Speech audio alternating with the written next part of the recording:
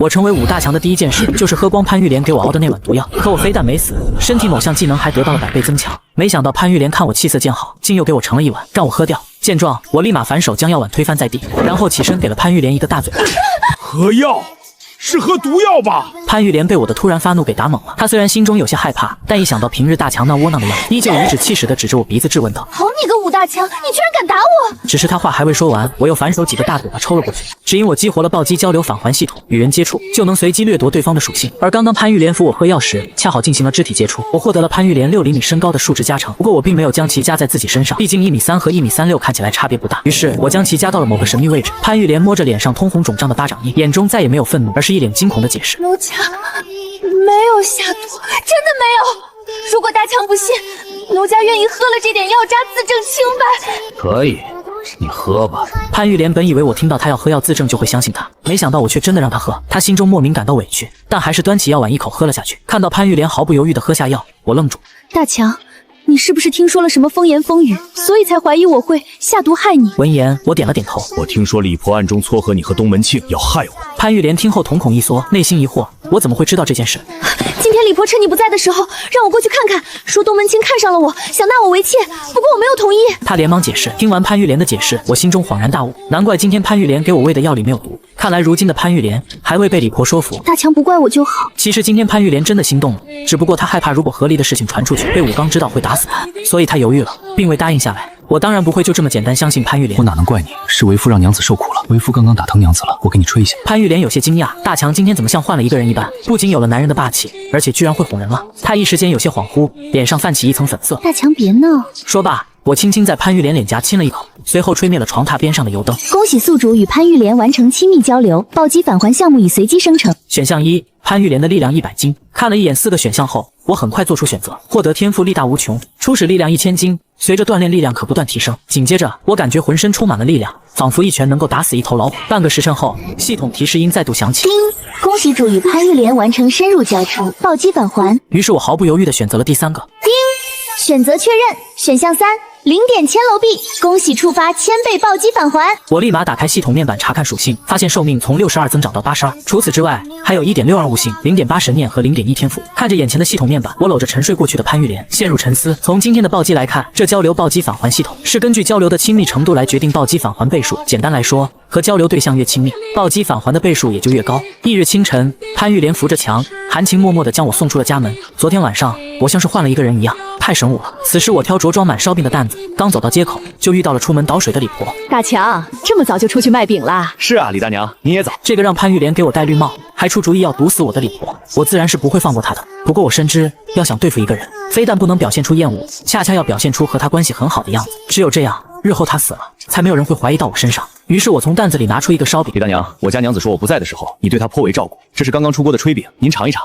哎呦，都是邻居，照顾一下应该的嘛。李婆嘴上说着应该的，手却很老实的接过了炊饼。叮！恭喜宿主和李婆完成肢体交流，请从下列选项中挑选一样进行返还。要知道李婆是镇上有名的酿酒世家，于是我直接选择了最有价值的酿酒秘方。叮！恭喜宿主选择完毕，触发10倍暴击返还，获得神仙醉酿造秘方。得到系统奖励后，我也懒得和李婆多掰扯，挑着担子离开，准备去街上卖饼。大概卖了小半个时辰，2筐炊饼卖的差不多了。我找了个阴凉的大树下休息，边上卖铜镜和剪子的老者跟我搭话：大强，今天这么快就卖完了？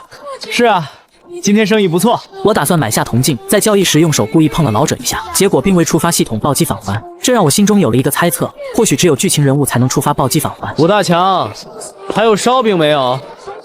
给爷爷我拿一个。我刚将铜镜放进怀中，不远处街道上一道声音传来，回头一看，只见东门庆正扇动着扇子，慢慢朝我走来。有的。回想自己前几天被人下黑手给打，就有可能是眼前的东门庆。我眼底闪过一丝冷芒，脸上却保持着笑容，从竹筐里拿出一个炊饼递给他。叮！恭喜宿主和东门庆完成肢体交流，请从下列选项中挑选一样进行暴击返还。看完选项后，我直接选了第1个。叮！恭喜宿主选择完毕，触发10倍暴击返还，获得天赋商业奇才。东门庆咬了一口炊饼，直接扔在地上。武大强，你这炊饼都冷了，居然还卖给我？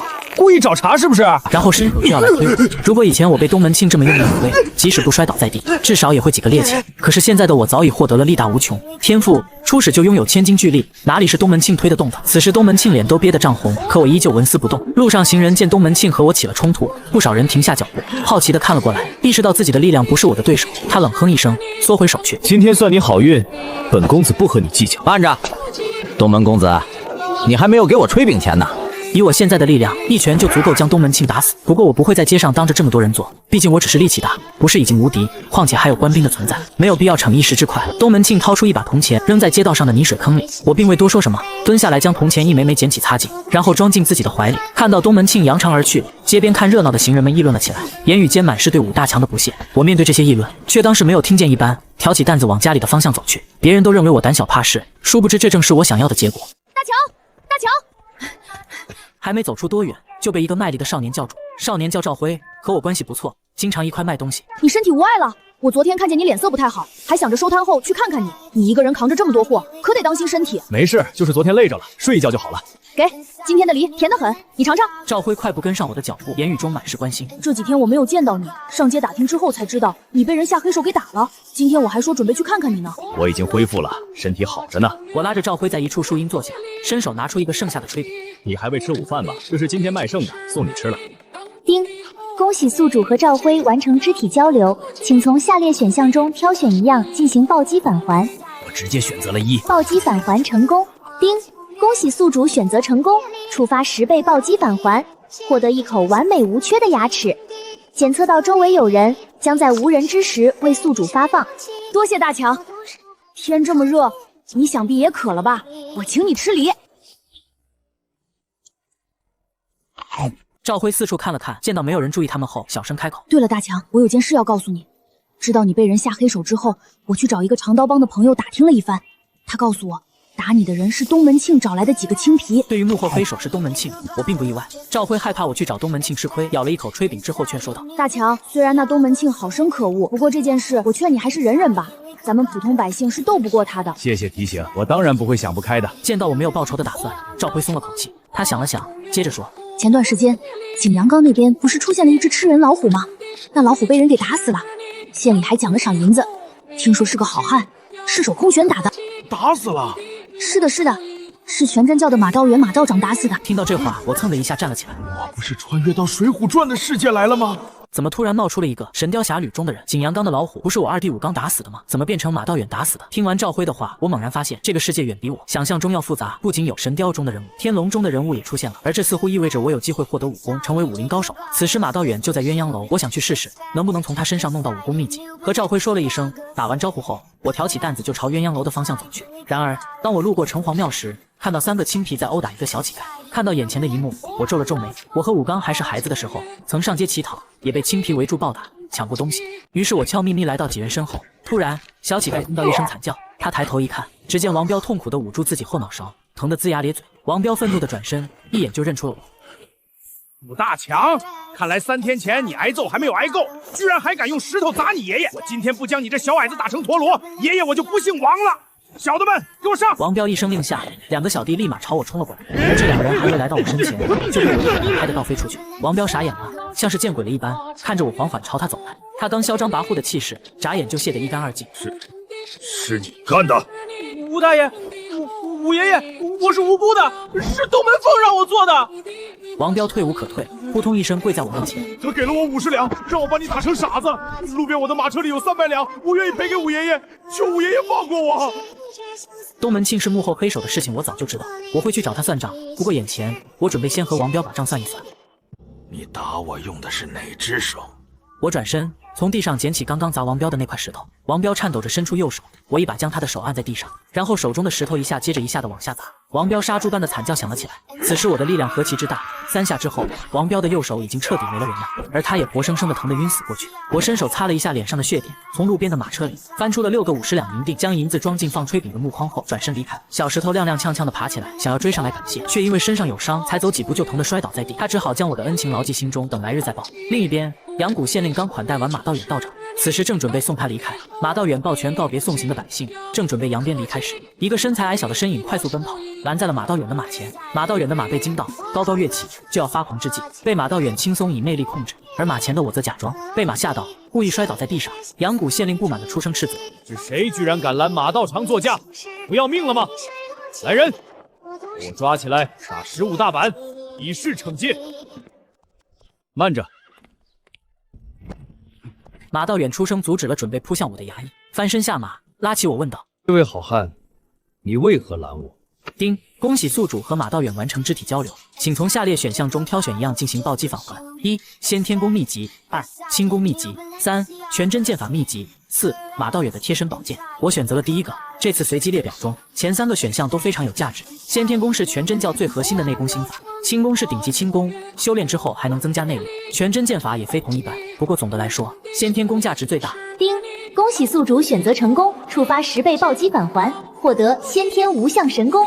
居然暴击出了先天无相神功，我的心情很是激动，不过脸上没有表现出来。先天无相神功出自《神州奇侠传》，是燕狂徒所创，由武力值天花板战神关七发扬光大。这门功法修炼有成之后，能够施展破体无形剑气，甚至领悟本质，威力极大，已经超出武侠范畴，进入玄幻层次。总而言之，放在武侠世界完全就是降维打击般的存在。我压下心中激动，将遮盖筐子的白布掀开，从里边取出一个炊饼递给马道远。马道长，我叫武大强，阳谷县的人都称呼我武大强。我的一位至交好友曾经被老虎吃掉，今日听闻马道长打虎为民除害，于是我匆匆赶来，想送道长一个我亲手做的炊饼，表达我的谢意。这饼我收下了。马道远听完我的讲述，轻轻拍了拍我的肩膀，收下炊饼放入怀中，而后翻身上马，很快就消失在了街头。达到目的，我也没有多留。回去的路上，我买了20斤大米、5斤猪肉、1匹布，又给潘玉莲买了一把玉簪子。大强，你怎么买这么多东西？这得花多少钱啊？今天我去河边洗手，在河里捡了块宝玉，卖了300两银子。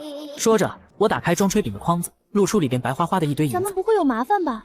潘玉莲虽然出身大户人家，可是自从嫁给大强之后，别说50两银子，就是5两她都没有见过。我笑了笑，放心吧，河里捡的能有什么麻烦？大强，你的牙怎么变得这么白，这么齐整？为了以后好解释，我编了个说辞：近日路上遇到个白发老头，他帮了我一把。这个故事既能解释300两银子，又能解释变高变得英俊的可能。再回想起昨夜勇猛表现，潘玉莲不再像从前那样和外人一般叫我大强，而是改成了更加亲密的夫君。你卖了一天炊饼都累坏了，我去烧菜，然后给你烧洗澡水。趁着玉莲去厨房做饭，我先将那300两放回系统仓库，然后取出之前暴击返还获得的先天无相神功，仔细研读。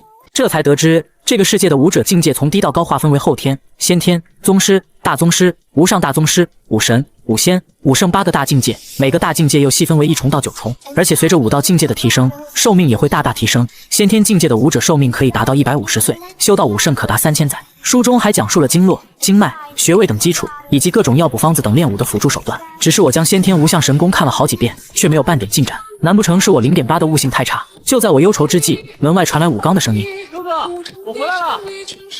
好兄弟，哥哥，我想死你了！我连忙拉着进门的武刚坐下来。丁，恭喜宿主和武刚完成肢体交流，请从下列选项中挑选一样进行暴击9量。丁，恭喜宿主选择成功，触发10倍暴击返还，获得实战模拟训练卡片。大哥，你的牙齿怎么变成这样了？我照着之前何玉莲所说的话，原模原样的和武刚说了一遍。这世上居然有如此神人，那哥哥以后日后岂非有希望再度整高？我哈哈一笑，换了个话题。二弟这次回来要待几日？3、4天吧，正好多陪陪哥。大哥，小弟在路上结识了乔峰乔大侠，和他结拜成为了兄弟。我这次是应他之约，前往聊城抗击辽国、西夏、金卓、蒙古契丹联军的南下。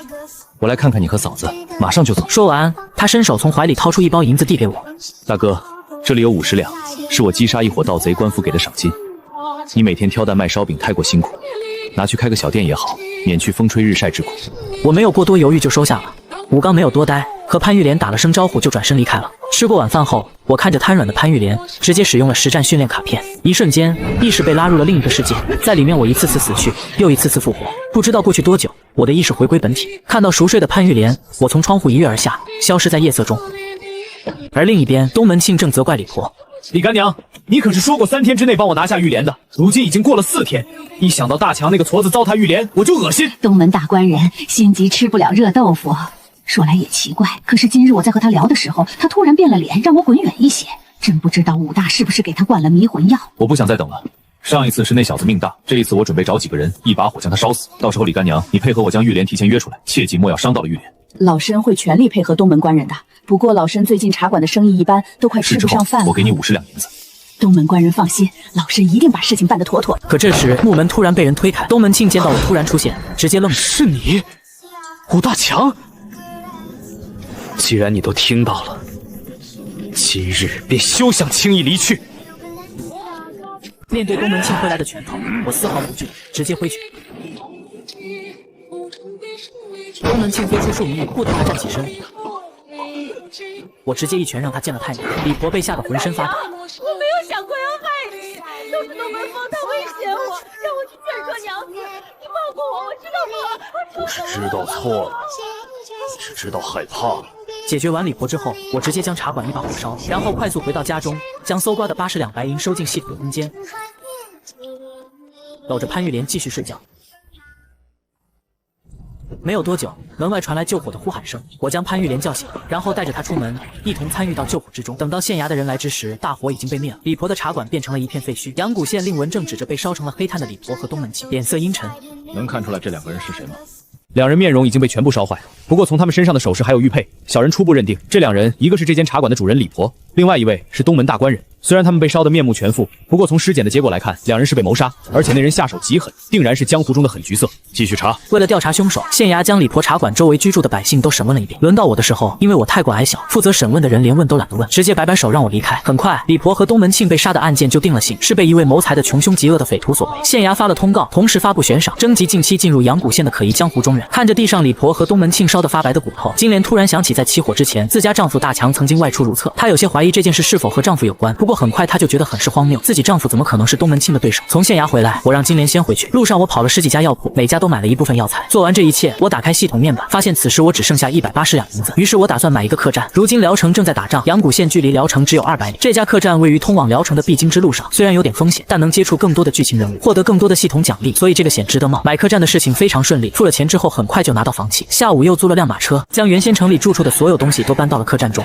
出城的时候还采买了不少东西，为客栈营业做准备。在街道上遇到了赵辉，经过我一番劝说，赵辉成为了客栈小二。等到打扫完客栈，收拾完住处，时间已经到了晚上。我将白天买的猪皮用火烧掉猪毛，然后扔到锅里熬煮。玉莲有些好奇，夫君，熬猪皮做什么？以后咱们客栈除了卖炊饼之外，还要增加一道美食。我熬猪皮就是为了做这道美食，同时也为了制作一种非常好用的胶水。玉莲没有多问，现在是我说什么她就做什么。自从得知我有可能长高，且看到我拿回300两银子以后，她的心态就变了。她感觉生活有了希望和盼头，也不再有离开我的想法，而是想要和我安安稳稳的过日子。我给自己买下的客栈改名叫做大强客栈，只是偌大一个客栈，如今只有我、赵辉和玉莲3人，显得非常空旷。然而正当我给药如天火时，突然听到有马匹的嘶鸣声。我起身来到前院，就看到一匹黝黑的骏马，马旁还有一个浑身是血的女子。见到我出现，大黑马来到我跟前，用马头不停地拱我。你是想让我救你的主人？大黑马似乎能够听懂人话，连连点头，然后俯下身子跪在我的面前。我来到女子身边，看到她那副绝美无瑕的脸，纵然潘玉莲已经算是1等1的美人，可和眼前的女子比起来，也要逊色几分。大黑马的动作让我动容，我将女子抱进客栈，大黑马紧随其后。丁，恭喜宿主和穆清雪完成肢体交流，请从下列选项中挑选一样进行暴击返还。我果断选择了第一个。丁，恭喜宿主选择成功，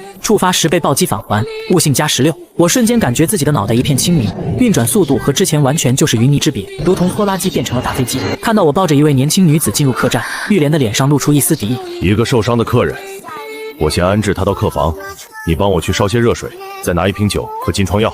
是，夫君。听到女子是客人，玉莲脸上的敌意消散了不少，转身去准备我需要的东西。将穆清雪放在床上后，潘玉莲走了过来。夫君，男女授受不亲，你教我如何做，我来替他处理伤口吧。玉莲的小心思我没有戳破，而是详细的和她说了处理伤口的流程，然后我便下楼去继续煎药。喝下补充气血的药后，我感觉全身舒坦，然后开始尝试参悟先天无相神功。如今16.8的悟性让我很快就入了门，随后运转功法吸收药力。第二天一早，房门突然被人一脚踹开。这个女人疯了，她说如果你不娶她，就杀了你。穆清雪手持长剑，脸上怒气冲冲。昨天是你摘了我的斗笠，看了我的模样。穆清雪看着又矮又矬的丑鬼，觉得眼前一黑。她曾经在师父面前立下誓言，第一个看了她相貌的人就是她的如意郎君，要么娶她，要么被她杀死。你的斗笠并不是我摘的，而是自己掉落。不过我确实看了你的模样。我给你2个选择，要么娶了我，要么我现在就杀了你。虽然穆清雪内心100个不愿意成为我的妻子，不过她既然立誓，不管看到她容貌的人是什么样子，她都不会反悔。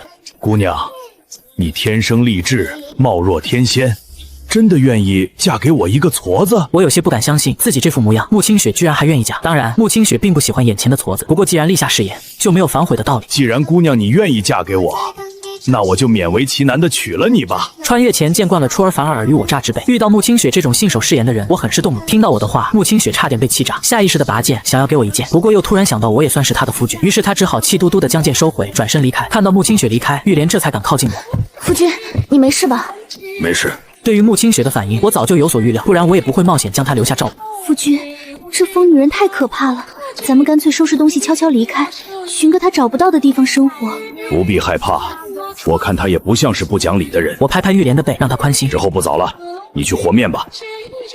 玉莲出身大户人家，她的父亲有好几个小妾，在她很小的时候，母亲就曾经告诉过她，要想获得男人的心，除了功夫要了得之外，还得听话乖巧，胡搅蛮缠是最不可取的。想到此处，玉莲点头应下，转身往厨房走去。解决了婉清和玉莲的问题，我来到柜台开始写招聘告示。我准备再招一个厨子，外加一个跑堂的。就在我在门口挂告示时，一辆马车从远处驶来，一个青年跳下马车后也不询价，扔了1锭5两的银子给我。他将马绳子递给我，然后独自一人去马车后面。不多时，一位坐在木质轮椅上的姑娘被他从马车上推下来。那姑娘脸上表情清冷，长得貌若天仙。看到他们腰上的令牌，竟然是神侯府的人。我吩咐了赵辉一声，随后来到2人面前。2位请随我来，我叫武大强，是大强客栈的掌柜。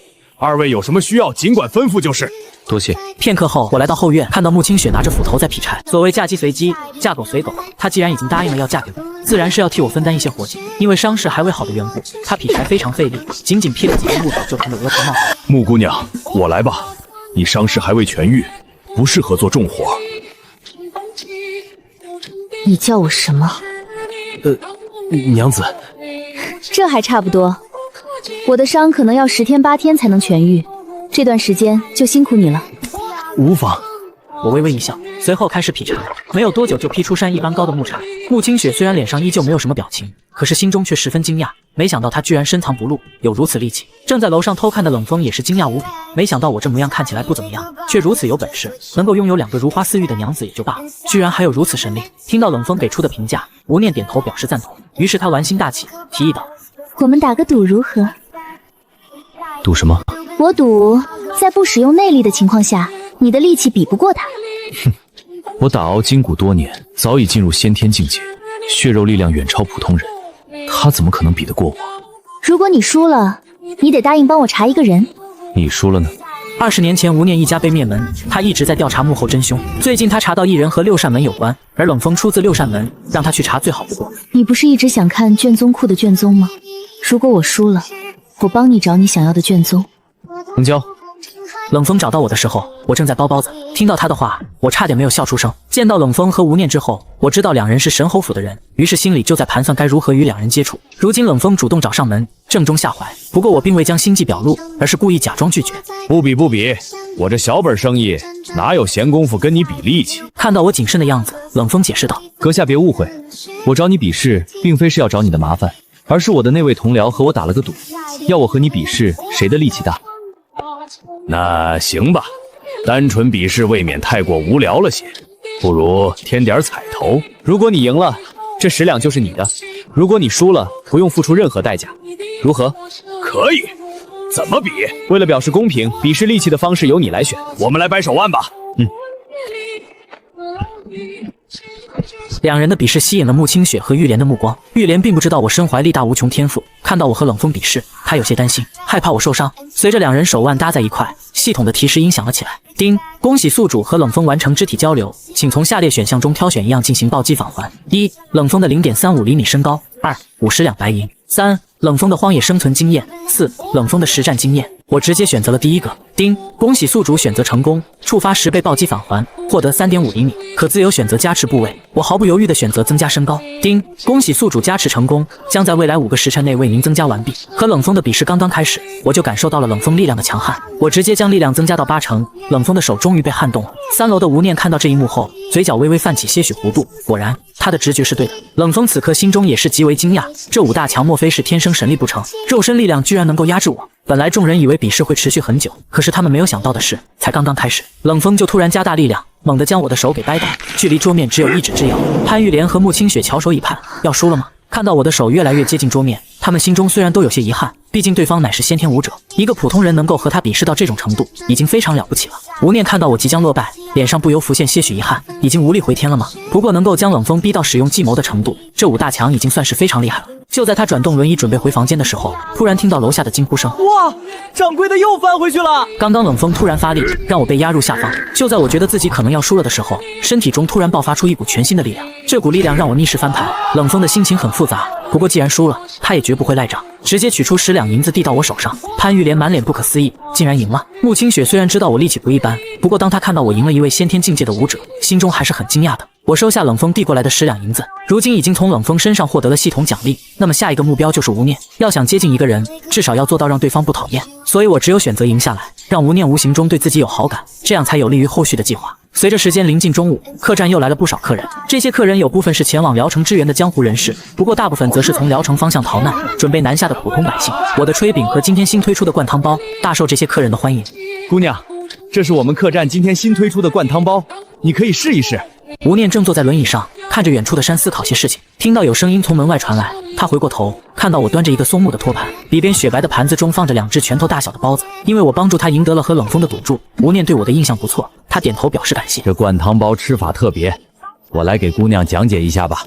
我将包子放在桌上，然后十分自然地走到吴念的身后，帮他把轮椅推到桌子前。我的手在离开的时候，恰好拂过吴念的背。吴念虽然双脚不能行动，可是感知却极为敏锐，被我触碰到背，他眉头微微一皱，思索对方是有意还是无意。丁，恭喜宿主和无情完成肢体交流，暴击返还项目随机生成，请从下面选项中挑选一样进行暴击返还。1. 吴念的皮肤。2. 吴念的残废的双腿。3. 吴念的暗器手法。4. 吴念的意念控制。我毫不犹豫，直接选择了吴念的意念控制。丁，触发10倍暴击返还奖励，技能神念操控。我的神念立刻从之前的 0.1 提升到了10。随着神念的提升，即使不用眼睛，我也可以感知到方圆100米之内的任何情况。